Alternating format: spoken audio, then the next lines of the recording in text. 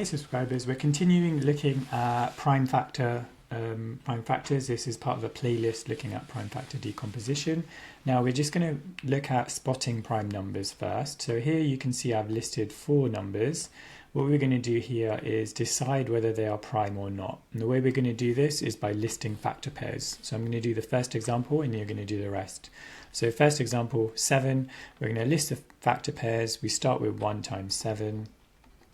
2 doesn't go, 3 doesn't go, 4 doesn't go, and then you can probably spot here we're not going to get any more factor pairs.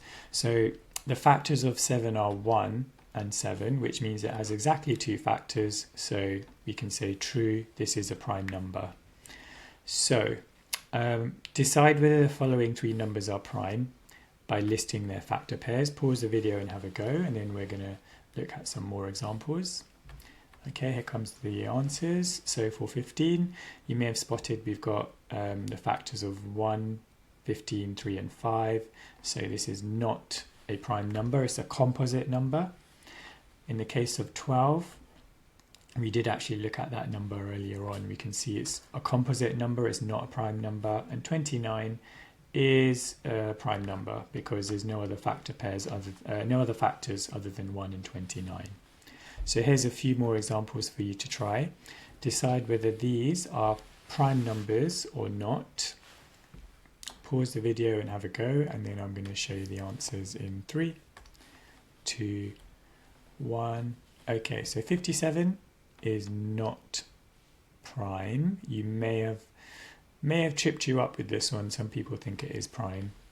In the case of 2, it is actually the first prime number, so 1 times 2, so we can see that is true, that's a prime number. 1 is a special case, it's not a prime number, it's not a composite number, it's just by itself. 9, again, people often assume it's a prime number in assessments, but they forget that actually 3 times 3 works. So the factors of 9 are 1, 3 and 9. We don't double list the 3. So square numbers will have that, but we just count it once. So this is a composite number. And in the case of 91, you may have spotted it goes into the 7 and 13 times table. Again, that was a bit of a trickier one. But we can see this is a composite number because it's got more than 2 factors. Okay, so let's list all the factor pairs of 15. So I have done this example earlier on in the previous video, but I'll just show you how to do this. You just want to go to the list starting at 1. So 1 times 15, 2 doesn't work, 3 times 5, 4 doesn't work. And then we got to 5 here, but we're going to stop because you can see it's obviously going to be 5 times 3 and we're going to start repeating ourselves. So the moment you start repeating yourself, you can stop. Usually that's around halfway-ish, but you'll be able to spot when that happens. So we can say the factor pairs of 15 are 1 times 15 and 3 times 5. The factors of 15 are 1, 3, 5 and 15. So there is a difference between a factor pair, which come as a pair, and a list of factors, which is just a list separated by commas. So have a go at listing the factor pairs of 36, and then we're going to look at ways that we can do this efficiently. Pause the video and have a go. Now I'm going to show the answers in 3, 2, 1. Okay, so here is my list. Hopefully you've come up with the same answers without any missing. Now, why have I ordered them in this way, and how do we know to stop there? Well, I kind of discussed that earlier on in the video. We know that we've done it in this order because I've just done 1 times, 2 times, 3 times, and then eventually I get to the point where they will start repeating. The order is just logical. Some people do it in a random order. I think there's a risk of forgetting factors if you do it that way. For example, if I just do, 36, 3 times 12, and then I randomly jump between numbers, there's a risk of forgetting some factors. So it's just something to watch out for. Okay, how about not a factor pair, but a triple, three numbers whose product give you 36. So we're not going to be using 1. So we're not going to do, for example, 1 times 1 times 36. You might find some more examples. Pause the video and have a go with how many ways. Let's see how many ways you can come up with this. There is more than one way. Okay, so hopefully you've come up with at least 2 ways. I can tell you that there are 3 ways, which I've got listed here. The order of numbers that the order in which you've written them may have been different, but these are the 3 combinations: 236, 229, 334. If, for example, you wrote 433, that is also correct, but it's just a variation of this one here, so we're not going to count that as a separate answer. So these are the 3 main answers. Now this is leading on to another important point here. Can you make 36 using 4 numbers? And you can use each tile as many times as you want. How many ways can you do this? Pause the video. Okay, so I hope you've had a go.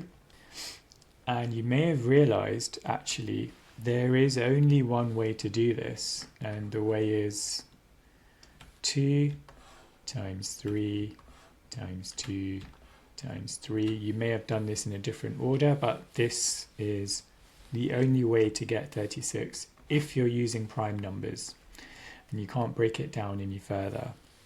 So the question now is, can you make 36 as a product using 5 different numbers?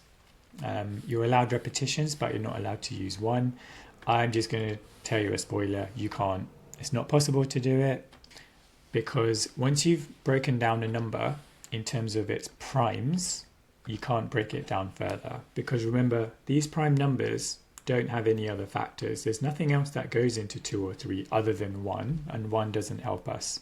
So you can write numbers as products of primes, and this is one of the big things that we're going to be looking at. So here's an example of the number 36, which you've been looking at. Now we've got all the factor pairs listed here: 4 times 9, 6 times 6, 2 times 18, 3 times 12.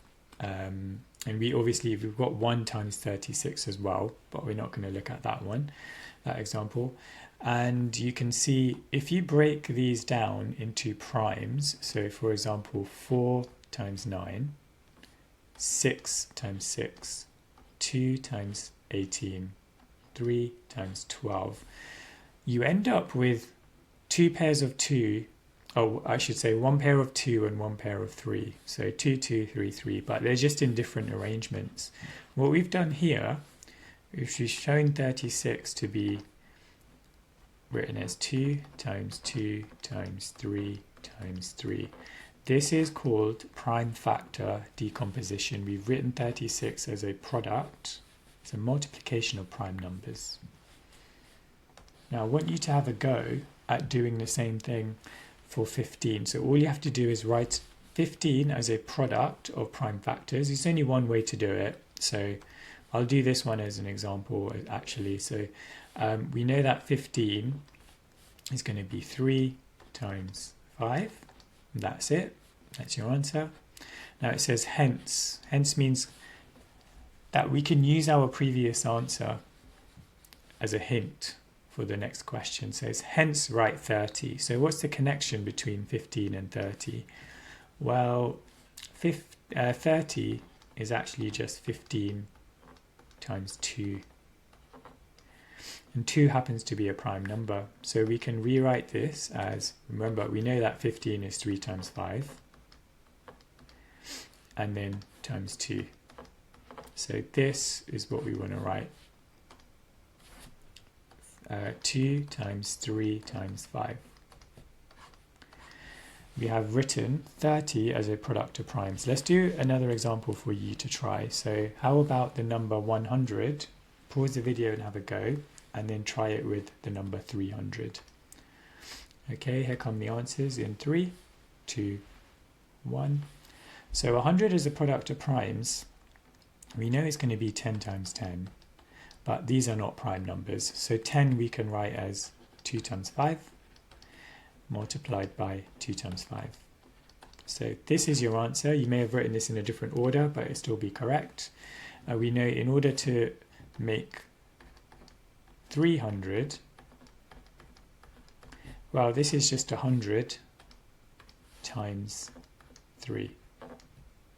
So our answer is this. So as a product of primes. Now we can tidy this up and just write it in order. It's usually a bit nicer to write this as 2 times 2 times 5 times 5. And it's a bit nicer to write the bottom one as 2 times 2 times 3 times 5 times 5. Okay.